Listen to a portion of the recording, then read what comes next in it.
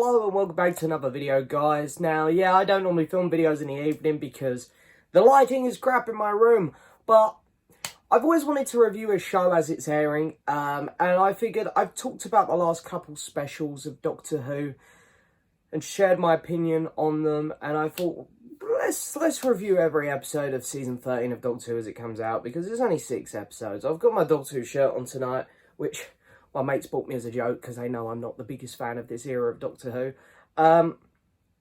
So yeah, the first episode aired tonight, Halloween. I'm going to apologise if you hear some fireworks in the background as well, because one of my neighbours set off fireworks. They've gotten Halloween and Bonfire Night confused, I think. Dumbasses. Anyway, yeah, the first episode of Series 13, the Halloween Apocalypse, aired tonight, which is the first of a 6-part story called The Flux. It's funny when they're saying The Flux really quick in this, because it sounds like they're saying something else at times. Was I expecting much? No. Did I get much? No. Do I have much to say about this episode? Not really, actually. But, you know, I thought I'd come on and talk about it. Is it terrible? Was it terrible? No. This era of Doctor Who has put out much worse. The special and the Series 12 finale and the Series 11 finale. But, you know, they were some real down lows for this era of the show. This show just has a lot of continuity problems with it, in terms of just everything. Sometimes the dialogue's okay and then it's terrible. Sometimes CGI is good, then it's terrible. The acting is okay at sometimes, then it's terrible. It's just all over the place. The story itself for this one felt very disjointed, because they're trying to set up things for the story. You got a woman who just pops out of nowhere. You've got a couple living, I think it was in the Antarctic or something like that, in a house. You've got a weird villain that looks like he's from the Sarah Jane Adventures with some sparkly stuff all over him. You've got the Centaurans. You've got Dog Creature. We're also getting introduced to John Bishop's character. We've got the guy from Game of Thrones who's in a spaceship somewhere. Motherfucker. There's just so much going on. And I get that they're setting stuff up, but I think this is such a poor way to do it, because at the end, as we know, the Flux is about to get everyone, or the TARDIS team at least, and I just don't care. You've done such a poor job at making me care in an hour-long episode.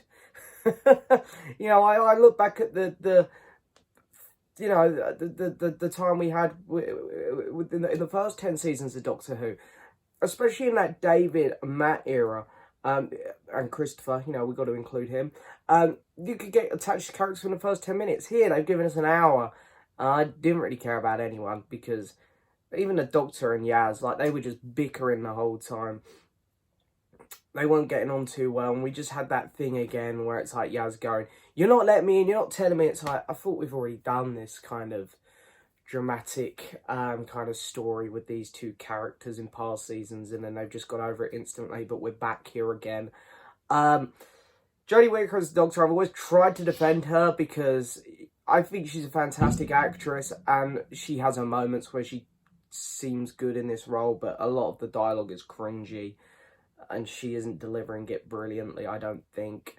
And I just hate the way she never seems to know anything. I like it when the Doctor takes control of things. Capaldi done this the best, I think. How he just walk in the room and be like, bish, bash, bosh, that's that. Cool, right, how am I going to figure this out? Jodie just never seems to know anything. She's like, oh, don't know what that is. Never heard of that. That computer looks a bit funny. Should have probably spotted that earlier. Just stuff like that. There's just so much gobbledygook thrown about. I know it's a sci-fi show, but they never seem to actually, it's like almost Chris Chibnall doesn't actually have any ideas on how to get the Doctor out of certain situations. He's like, right, here's a funny word, this can do that can get them out of this and into that. Boom. I went boom, right as that firework went off. That was pretty cool. Yeah, there are a couple positives. I love the design of the new Centaurans. Like, they look awesome. Shame they had nothing to bring to this episode, but it looks like next week we're going to see more of them. So hopefully next week's one will be pretty good. I actually didn't mind the dog thing either, I guess. The Chewbacca hand-me-down. It's like when you order Chewy off Wish and then that dog thing turns up. Yeah, I actually didn't mind him. You know, he was alright. It kind of reminded me of the cat people from David's era. You know, was it Horace Name or something like that? Yeah. Weeping Angels didn't really do anything, did they? I don't know why there was a Weeping Angel there. They didn't want to explain that, I guess. Will they explain it in one of the next episodes? Who knows? With the terrible writing we've had in this era of Doctor Who, I wouldn't be surprised if that's it for the Weeping Angels. We never see it again. John Bishop, the new companion. I like John Bishop. I actually think he's quite funny. I've seen him on a lot of talk shows here in the UK, obviously. But I think that people abroad are going to struggle to get his accent. But he was okay. He didn't really bring anything too special to this. It's just another Bradley Walsh scenario where I like Bradley Walsh on The Chase and stuff, but when he came over to Doctor Who, I was quite excited. But he didn't really bring anything to it. He was just sort of moping about. Like, just, you know, he had crap dialogue. His character didn't exactly develop. And we're going to get exactly that again with John Bishop here in these 6 episodes. Yeah, this episode, you know, things just happen in this episode. That's it. That's sort of this story. Things happen.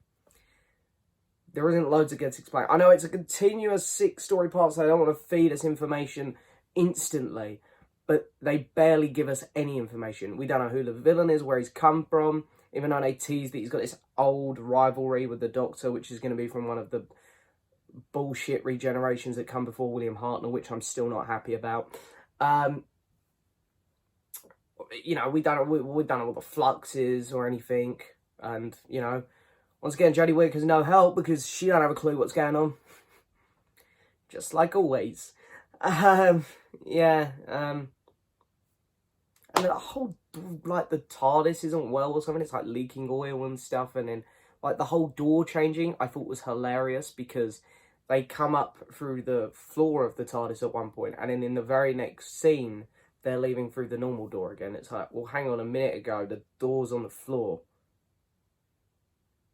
Continuity, guys, you know. I thought maybe, like, surely the door would move while they're at the TARDIS. It'd be a surprise, but it's like, I don't know. I don't. Oh, there was also, like, some scenes with some people really far back in the past. Like, the episode opened with that, more or less, after a terrible CGI chase, which was embarrassingly bad. Yeah, there's some people in the past. Yeah. And again, that opening scene.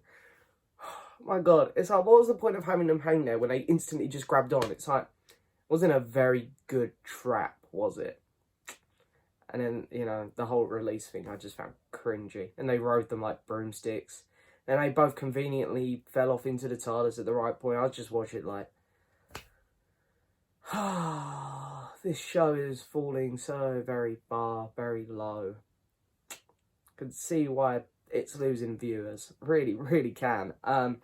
Yeah, it wasn't awful. It wasn't awful, but it just wasn't good either. But I didn't expect it to be good, to be honest. I went in with low expectations. It sort of met my expectations. I didn't think it'd be terrible. I think that the terribleness will probably be in the finale, because that seems to happen with this current era of Doctor Who. The finales are the ones which really kick you in the bollocks. But, you know, it was just, yeah. I'm not even going to bother rating it out of 10. I can't be arsed. It's just, you know, poor start to what's probably going to be a poor season. But anyway, there's my little review, my thoughts on episode 1, Halloween Apocalypse. Wasn't really an apocalypse. So, yeah. Pretty crap. Thanks so much for watching. See you guys next week for episode 2. We got some Tarans next week. Might be better. Doubt it. But it might be. Might be. See you next week.